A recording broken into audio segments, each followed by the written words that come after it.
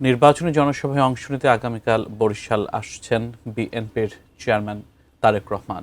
Bells পার্কে জনসভায় বক্তব্য রাখবেন তিনি, সে খবর আমরা জানব। সহকর্মী আমিনুল ইসলাম আমাদের সাথে যুক্ত আছেন। আমিনুল, আগামীকাল বিএনপির চেয়ারম্যান তারেক রহমান বরিশাল সফর করবেন, নির্বাচনী জনসভায় বক্তব্য দেবেন।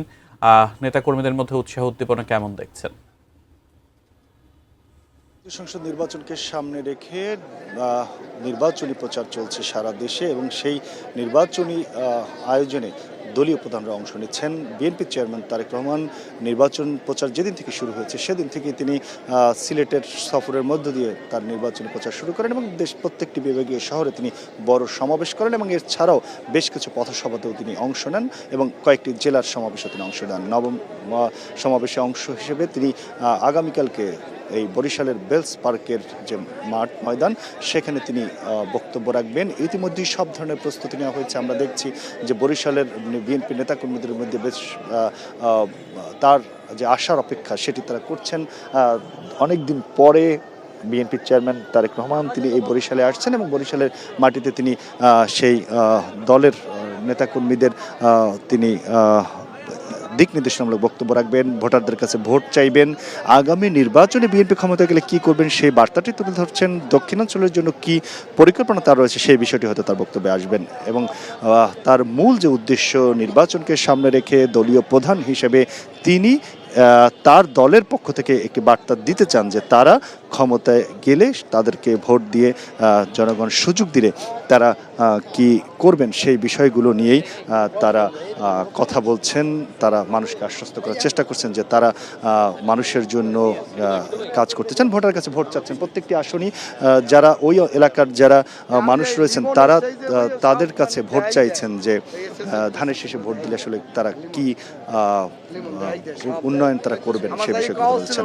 আজকে ইতিমধ্যে সব প্রস্তুতি নেওয়া হয়েছে বরিশাল বেলস পার্কে। ইতিমধ্যে বিএনপি নেতাকর্মী যারা তারাও এখানে উপস্থিত হয়েছেন, দলের কেন্দ্রীয় নেতারাও অনেকে বরিশালে এসেছেন, তারা বিষয়টি দেখছেন। আবু নাসের রহমতুল্লাহ তিনি রয়েছেন বরিশাল সন্তান এই মঞ্চের। এখানে কি ধরনের প্রস্তুতি রয়েছে বিএনপির চেয়ারম্যানের কে বরণ করার জন্য? তারেক রহমান সাহেব দেশে আসার পর থেকেই কিন্তু বরিশালের মানুষ ওদের আগ্রহে অপেক্ষা করছিল যে তিনি এই দক্ষিণাঞ্চলে আসবেন, মানুষ তাকে একটু কাছে থেকে দেখবে, তার কথাগুলো সামনে থেকে শুনবে। বরিশালে কিন্তু মানুষ এখন সম্পূর্ণ প্রস্তুত, আমাদের কিন্তু শতভাগ প্রস্তুতি সম্পন্ন। আমরা চাচ্ছি তারেক রহমান সাহেব এসে আমাদের সামনে কিছু কথা বলবেন। শহীদ জিয়া এবং খালেদা জিয়ার যিনি প্রতিচ্ছবি, আগামী দিনের বাংলাদেশ যার উপরে তাকিয়ে আছে, নতুন বাংলাদেশের স্বপ্নদ্রষ্টা জনাব তারেক রহমান এই বরিশাল অঞ্চলের দীর্ঘদিনের অনেক সমস্যা রয়েছে, সেই সমস্যাগুলো কিভাবে তিনি সমাধান করবেন তার একটা রূপরেখা তিনি এই বরিশালবাসীর কাছে দিয়ে যাবেন। আমরা প্রত্যাশা করি এই বরিশালে এমন এক ঐতিহাসিক সমাবেশ হবে যা বরিশাল বিভাগে এত বড় জনসমুদ্র কখনো হয়নি ইনশাআল্লাহ। যেমনটি বলছিলেন বিএনপির নেতা যে আসলে সবচেয়ে বড় সমাবেশ করার প্রস্তুতি বা ইচ্ছে তাদের রয়েছে।